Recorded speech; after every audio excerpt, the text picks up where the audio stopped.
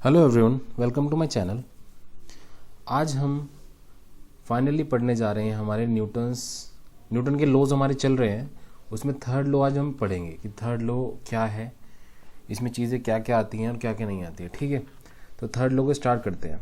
Third law को हम एक एक्शन रिएक्शन लॉ भी बोलते हैं, एक्शन रिएक्शन लॉ, क्योंकि ये बोलता है थर्ड लॉ कि for every action there is an equal and opposite reaction। इसका मतलब क्या है, कोई भी एक्शन हम कर रहे हैं उसके इक्वल और ऑपोजिट डायरेक्शन में हमें एक रिएक्शन मिलेगा। अब यहाँ पे एक्शन और रिएक्शन क्या है, एक्शन भी एक फोर्स है और रिएक्शन भी एक फोर्स है। ठीक है, सपोज मैंने ये दीवार है, मैंने इस पे यहाँ से मुक्का मारा, मैंने इस पे पंच किया एक, तो मैंने दीवार पे एक फोर्स लगाई, तो बदले में दीवार भी मेरे हाथ पे एक अपोजिट डायरेक्शन में फोर्स लगाएगी, वो भी उतनी ही होगी जितनी मैंने पहले फोर्स लगाई थी, बस वो ऑपोजिट डायरेक्शन में होगी। ठीक है, तो फॉर एवरी एक्शन में एक्शन क्या था, यहाँ पे मैंने जो पंच मारा था दीवार पे और मुझे उसका रिएक्शन क्या मिला, जो दीवार ने मेरे हाथ पे वापस एक फोर्स लगाई। ठीक है, तो ये है third law, for every action there is an equal and opposite reaction. ठीक है, अब देखिए जैसे यहाँ पे इस केस में देखेगा, हमने बॉल नीचे छोड़ी, हमने बॉल इस पे ग्राउंड पे छोड़ी, तो ये एक्शन हुआ इसका। यहाँ पे ये बॉल ने ग्राउंड पे एक फोर्स लगाई, अब बॉल ऊपर कैसे आई वापस, अब ग्राउंड ने वापस बॉल के ऊपर एक रिएक्शन फोर्स लगाई, इसलिए बॉल ऊपर उठी। ठीक है, इसलिए बॉल ऊपर उठी। मैंने क्या किया था, पहले एक्शन लगाया था, बॉल ने ग्राउंड पे एक एक्शन लगाया, फिर ग्राउंड ने बॉल पे एक रिएक्शन फोर्स लगाई, तो ये क्या है, एक्शन रिएक्शन लॉ या फिर third law of motion. Clear इतनी बात, third law of motion, action reaction law. बहुत बढ़िया। अब देखिए जैसे अगर मैं इसको मैथमेटिकल टर्म्स में बताना चाहूँ तो क्या निकलेगा, इसका निष्कर्ष क्या निकलेगा कि जैसे हमारे पास फर्स्ट ऑब्जेक्ट ये है, ये फर्स्ट ऑब्जेक्ट है, ये सेकंड ऑब्जेक्ट है। ठीक है, अब मैं बोल रहा हूँ कि सेकंड ऑब्जेक्ट जो फर्स्ट ऑब्जेक्ट पे फोर्स लगा रही है, सेकंड ऑब्जेक्ट जो फर्स्ट ऑब्जेक्ट पे फोर्स लगा रही है वो कौन सी फोर्स है, वो ये वाली फोर्स है, और जो फर्स्ट ऑब्जेक्ट सेकंड ऑब्जेक्ट पे फोर्स लगा रही है वो ये वाली फोर्स है। ठीक है, क्लियर इतनी बात। या फिर इसको अभी हटाओ यार, ये हटाओ, ये चीज़ गलत थोड़ा। जो फर्स्ट ऑब्जेक्ट सेकंड ऑब्जेक्ट पे फोर्स लगा रही है वो कौन सी है, F21। First object second object पे जो फोर्स लगा रही है वो F21 है, और वो इक्वल किसके होगी, माइनस ऑफ F12 जो सेकंड ऑब्जेक्ट फर्स्ट ऑब्जेक्ट पे फोर्स लगाएगी। मैग्नीट्यूड में दोनों इक्वल होंगे लेकिन ऑपोजिट की डायरेक्शंस होगी, तो वो क्या होगा, ये फोर्स होगी। ये हमारा एक्शन था और ये हमें एक रिएक्शन मिला उसी का ही। ठीक है, तो ये मैथमेटिकल टर्म्स में हम देख सकते हैं। अगर मैं बोल रहा हूँ ना F21, ये फिगर में थोड़ा गलत लिखा हुआ है, F21 बोल रहा हूँ तो इसका मतलब है force on second by first, और अगर मैं F12 बोल रहा हूँ तो force on first by second. ठीक है, ये चीज़ हमें ये नोटेशन याद रखनी है, इसका हम आगे यूज़ करेंगे। ठीक है, क्लियर इतनी बात, बहुत बढ़िया। अब देखिए, अब न्यूटन थर्ड लॉ, एक लाइन पढ़ोगे तुम जब भी इसमें पढ़ोगे कि न्यूटन का जो थर्ड लॉ है ये हमेशा जो इसमें फोर्सेज होती हैं वो पेयर्स में होती हैं। Force always comes in pair. इसका मतलब क्या है, force always comes in pair का मतलब क्या है, जैसे हमने यहाँ पे भी ऑब्जर्व किया कि हमें जो मिल रही थी फोर्सेज, वो दो फोर्सेज मिल रही थी। ये एक ऑब्जेक्ट है सपोज, और ये एक ऑब्जेक्ट है। ये ऑब्जेक्ट, ये फर्स्ट ऑब्जेक्ट है, ये सेकंड ऑब्जेक्ट है। अगर फर्स्ट ऑब्जेक्ट सेकंड ऑब्जेक्ट पे फोर्स लगा रहा है तो वो ये है, और सेकंड ऑब्जेक्ट फर्स्ट ऑब्जेक्ट पे फोर्स लगा रही है तो वो ये है, वो ये है। ठीक है, तो हमारे पास दो फोर्सेज आ रही हैं। देखिए यहाँ पे ऐसे अगर ये वाला केस देखूँ मैं, ये एक आदमी है कोई, ये इस वॉल पे फोर्स लगा रहा है, वो कितनी है, F1 है। ठीक है, अब बदले में ये वॉल भी इस आदमी के ऊपर फोर्स लगा रही है, वो F2 है, और इसका कुछ ऐसा एक्सप्रेशन बनेगा F1 equals to minus of F2। तो आप देख रहे हो कि दो फोर्सेज हमेशा साथ में आ रही हैं, तो एक पेयर बन रहा है फोर्सेज का। तो न्यूटन थर्ड लॉ क्या बोलता है, forces always comes in pair, forces always comes in pair. अगर जैसे एक और एग्जांपल लें, अगर हम जैसे ये हमारी टेबल है, ये टेबल मान लो, और इसके ऊपर एक बुक रखी हुई है, इसके ऊपर एक किताब रखी हुई है, तो एक किताब इस टेबल के ऊपर एक फोर्स लगा रही है जिसको हम उसका वेट बोलेंगे, ठीक है। और ये टेबल बदले में इस किताब के ऊपर एक रिएक्शन फोर्स लगाएगी अपवर्ड डायरेक्शन में, इसको हम आर बोलेंगे, नॉर्मल रिएक्शन, ठीक है। तो इसमें दो फोर्सेस आ गई हैं, एक वेट और एक नॉर्मल रिएक्शन। तो फोर्स हमेशा ही पेयर्स में होंगे, ठीक है। थर्ड लॉ यही बोलता है। थर्ड लॉ दो बात बोल रहा है, एक तो for every action there is an equal and opposite reaction, और सेकंड बात बोल रहा है ये कि forces always occurs in pairs, ठीक है। जैसे ये वाला केस था, इसमें you push on a wall, the wall pushes you back, तो एक फोर्स तो ये हो गई, सेकेंड फोर्स ये हो गई जो वॉल ने तुम्हारे ऊपर फोर्स लगाई है। तो forces always comes in pair, forces always comes in pair, ठीक है। अब देखते अगली चीज़ देखते हैं, जस्ट अ सेकेंड। इसमें देखो एक चीज़ और देखते हैं। अब अगर तुमसे कोई क्वेश्चन पूछ ले कि भाई ये जो दोनों फोर्सेज हैं, ये W, जैसे किताब वाला केस ले रहा हूँ मैं, ये W और R, हाँ वेट और ये रिएक्शन R, ये दो फोर्सेज हैं। ये दो फोर्सेज इस ऑब्जेक्ट को चलने नहीं देंगे कभी भी जब ये इक्वल और ऑपोजिट है। जब ये इक्वल और ऑपोजिट है तो इसका मतलब तो ये ऑब्जेक्ट कभी भी नहीं चल पाएगी, है कि नहीं। अगर आप सोचोगे कि ये नीचे एक फोर्स लग रही है और ऊपर एक फोर्स लग रही है तो ये ऑब्जेक्ट तो कभी भी चल नहीं पाएगी, कभी भी इसमें एक्सेलरेशन नहीं हो पाएगा। अगर मैं पीछे से फोर्स लगाऊंगा इस पर तो ऐसे तो कभी भी एक्सेलरेशन नहीं हो पाएगा।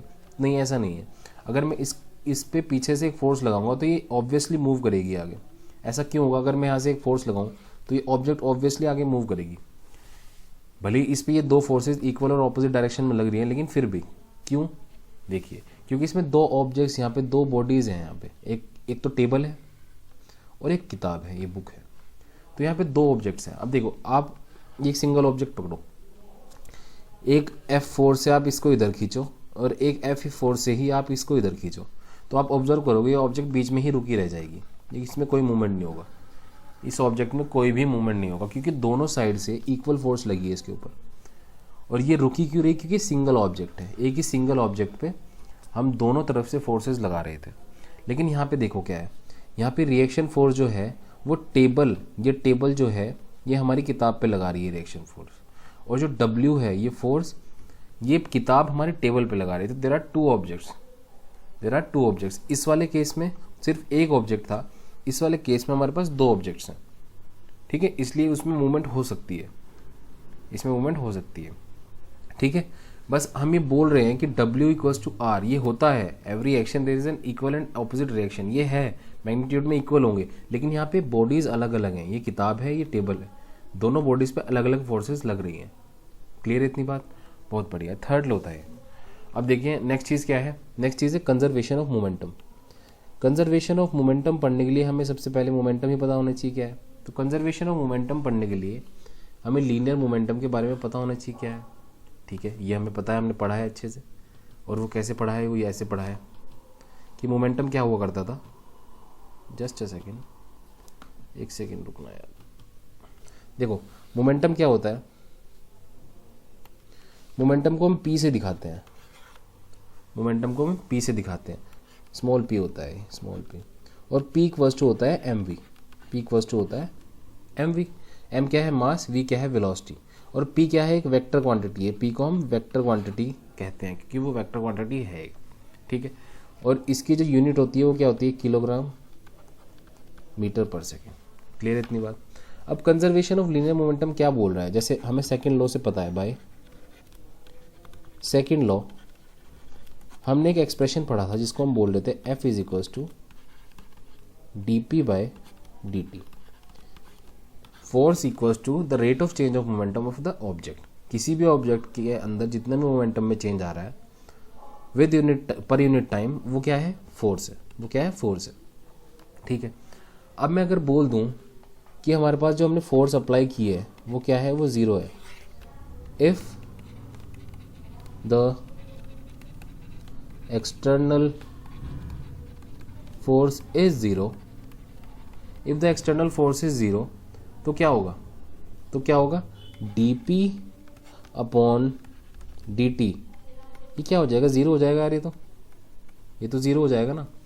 और जब भी हम किसी का डेरिवेटिव करते हैं, किसी भी क्वांटिटी का जब मैं डेरिवेटिव करूँगा और वो ज़ीरो के इक्वल आएगा, वो हमें क्या सजेस्ट करती है चीज़ कि जो भी वो क्वांटिटी है वो क्या है, एक कांस्टेंट है, या फिर through out the motion, through out the process जो हमारा पी है वो क्या रहा, कंजर्व रहा। देखो कंजर्व का मतलब है कंजर्वेशन ऑफ लीनियर मोमेंटम, जैसे मैं यहाँ पे बोल रहा हूँ, इस कंजर्व का मतलब है थ्रू आउट द प्रोसेस जो हमारा मोमेंटम है वो क्या रहेगा, कांस्टेंट रहेगा। ये मोमेंटम हमेशा कांस्टेंट रहेगा। अभी देखो मैं यहाँ पे कंजर्वेशन ऑफ लीनियर मोमेंटम की बात कर रहा हूँ, तो हमारा पी कांस्टेंट है यहाँ पे। अगर मैं सपोज किसी केस में आगे जाके कंजर्वेशन ऑफ एनर्जी की बात करूँगा तो हमारा energy through out the process constant रहेगी। अगर मैं किसी केस में कंजर्वेशन ऑफ एंगुलर मोमेंटम की बात करूँगा तो थ्रू आउट द प्रोसेस मेरा एंगुलर मोमेंटम कांस्टेंट रहेगा। ठीक है, तो यह है कंजर्वेशन ऑफ मोमेंटम। अब देखिए मैं अगर इसको थोड़ा सा एलेबोरेट करके दिखाऊं, अगर तुम्हें एक्सप्रेशन लिखना हो, जैसे एक्सप्रेशन लिखना है तुम्हें, तो सपोज हमारे पास एक पूरा सिस्टम है, ये सिस्टम है, इसके अंदर बहुत सारे n नंबर ऑफ पार्टिकल्स हैं जिनके masses m1, m2, m3 and so on up to mn है, और इनकी corresponding velocities v1, v2, v3 और vn है। ठीक है, तो इनका इस पार्टिकल का मोमेंटम कितना हो जाएगा p1, इस पार्टिकल का मोमेंटम कितना हो जाएगा p2, इसका p3 और इसका क्या हो जाएगा pn हो जाएगा, क्योंकि p इक्वल्स टू mv होता है, तो मास इंटू वेलोसिटी हमारा मोमेंटम मिल जाएगा। अब देखिए अभी हम एक चीज़ आगे जाके पढ़ेंगे सिस्टम ऑफ पार्टिकल्स में कि सुपरपोजिशन प्रिंसिपल क्या होता है। अभी मैं सिर्फ आपको सिंपली बता रहा हूँ कि यहाँ पे अलग अलग पॉइंट्स है, पॉइंट मासेज है, इन पॉइंट मासेज का अलग अलग मोमेंटम मैंने बता दिया है, ये है p1, p2, p3, p1। तो इसका टोटल मोमेंटम जो मेरे पास बनेगा वो क्या बनेगा, p1 plus p2 plus p3 और pn। तो टोटल मोमेंटम मेरा ये हो जाएगा, जितना इंडिविजुअल पार्टिकल्स का मोमेंटम है उन सबको मैं जब ऐड कर दूंगा तो मेरे पास टोटल मोमेंटम आ जाएगा। ठीक है, अब मैं अगर कंजर्वेशन ऑफ लीनियर मोमेंटम की इस केस में बात करना चाहूँ तो मैं क्या बोलूँगा उसको, इफ़ एक्सटर्नल फोर्स क्या है, ज़ीरो है। अगर एक्सटर्नल फोर्स क्या है, ज़ीरो है, देन पी इज़ कंजर्व, यानी F equals to D P by D T होता है। ठीक है, इसको मैं क्या बोल रहा हूँ कि एक्सटर्नल फोर्स ज़ीरो है, यानी D P by D T zero है, यानी पी क्या है हमारा, कांस्टेंट है, कांस्टेंट। तो पी मेरा क्या है, कांस्टेंट है, तो through out the motion constant रहेगा। ठीक है, ये बात ये देखिए, ये अभी इतना एक्सप्रेशन लिखने की चीज़ है, ये अगर डेफिनेशन की तरह आए तुम्हें तो वो लिखने की चीज़ है। अभी हम आगे इसको और अच्छे से इलेबोरेट करके पढ़ेंगे तब और अच्छे से क्लियर हो जाएगा। देखिए अगर मैं एग्जांपल के तौर पे कुछ बताऊं आपको, जैसे ये हमारा था, ठीक है, जस्ट अ सेकेंड, कोई नहीं चलो ये हो गया। इसमें हम क्या करते हैं, इसमें मैं अगर आपको एग्जांपल के तौर पे बताऊं, सपोज मेरे पास एक बॉल है, ठीक है, ये एक दूसरी बॉल है, ये बॉल सपोज u1 वेलोसिटी चल रहा है, ये u2 वेलोसिटी चल रहा है, और ये दोनों बॉल अब टकरा गई। टकराने के बाद ये v1 वेलोसिटी चलने लगा और ये v2 वेलोसिटी चलने लगा। ये फर्स्ट बॉल थी, ये सेकंड बॉल थी। ठीक है, तो अगर मैं कंजर्वेशन ऑफ, इसका मास m1 है, इसका मास m2 है, इसका मास m1 है और इसका मास m2 है, तो मैं कंजर्वेशन ऑफ लीनियर मोमेंटम की जब बात कर रहा हूँ, by conservation of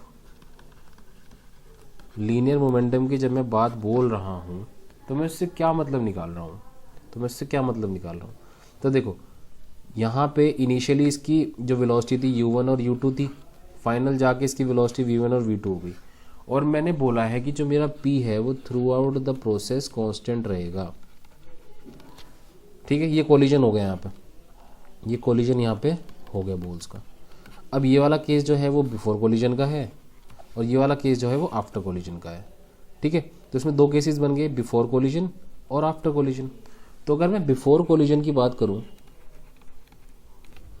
before collision की अगर मैं बात करना चाहूँगा तो मैं बिफोर कोलिजन अपना मोमेंटम बोलूँगा पी इनिशियल, वो क्या है m1 u1 plus m2 u2।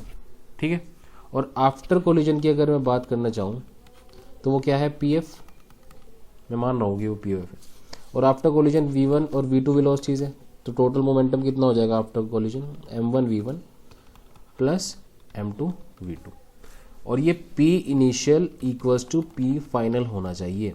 ये मेरा कंजर्वेशन ऑफ मोमेंटम बोल रहा है, LO जो लो है ना कंजर्वेशन ऑफ मोमेंटम, वो यही चीज़ बोल रहा है कि p इनिशियल जो कोलिजन से पहले का टोटल मोमेंटम है और कोलिजन के बाद का जो टोटल मोमेंटम है वो इक्वल होना चाहिए।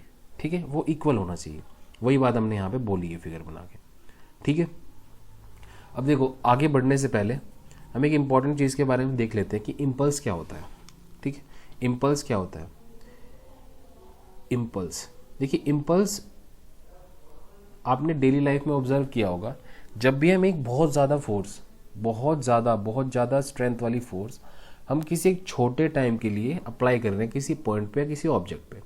ठीक है, किसी पॉइंट पे किसी ऑब्जेक्ट पे हम बहुत ज़्यादा फोर्स छोटे से टाइम के लिए जब हम अप्लाई करते हैं तो उसको इम्पल्सिव फोर्स बोलते हैं, इम्पल्स बोलते हैं। ठीक है, जैसे एग्जांपल, फर्स्ट एग्जांपल तो यही हो गया कि हमने इस नेल को हथौड़ी मार के ठोका, तो उस पर बहुत ज़्यादा फोर्स हमने अप्लाई की उस नेल पे, किससे, हैमर से।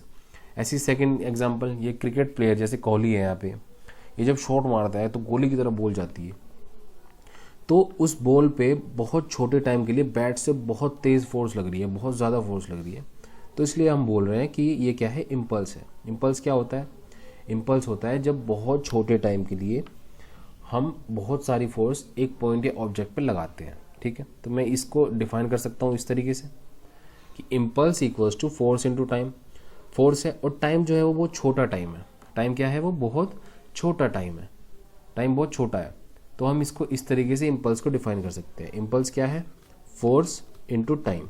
इसको एक्सप्रेशन वाइज हम ऐसे लिख सकते हैं। मैंने डेल्टा टी इसलिए लिखा क्योंकि बहुत छोटे टाइम के लिए मैं इसको दर्शा रहा हूँ, और इम्पल्स को मैं जे से दिखाता हूँ, इम्पल्स को मैं जे से दिखाता हूँ, और ये एक वेक्टर क्वांटिटी होता है, ये एक वेक्टर क्वांटिटी है, क्योंकि फोर्स और टाइम एक स्केलर क्वांटिटी है, लेकिन फोर्स एक वेक्टर क्वांटिटी है। इन दोनों का मल्टीप्लिकेशन मुझे एक वेक्टर क्वांटिटी देगा, और वो क्या है, इम्पल्स है। उसको हम जे से दिखाते हैं। ठीक है, जे से दिखाते हैं इम्पल्स।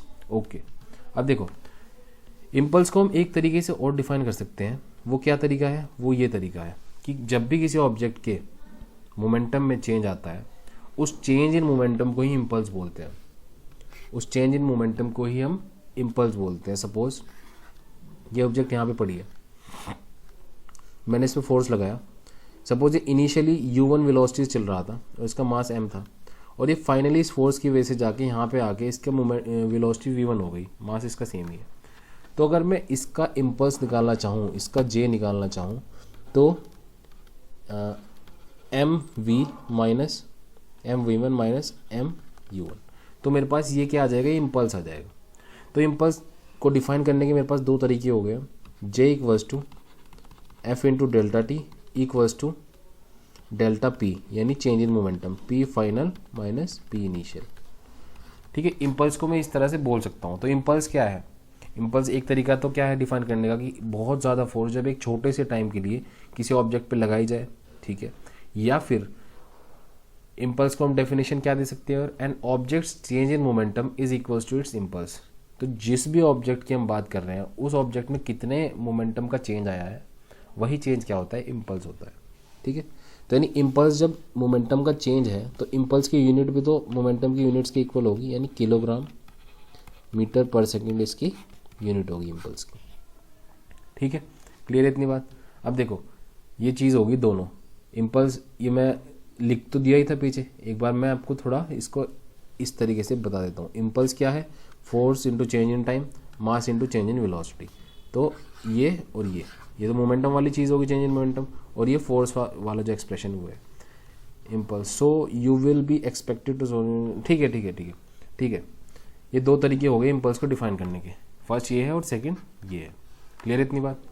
अब देखो एक बहुत ही इंपॉर्टेंट चीज़ की तरफ हम चलते हैं, वो क्या है, अभी हमारे पास एप्लीकेशन आती है थर्ड लॉ की, और थर्ड लॉ की एप्लीकेशन हम करेंगे नेक्स्ट लेक्चर में, क्योंकि ये थोड़ा सा फिर लेंथी हो जाती हैं चीज़ें, फिर आप लोग भी नहीं देखते हो।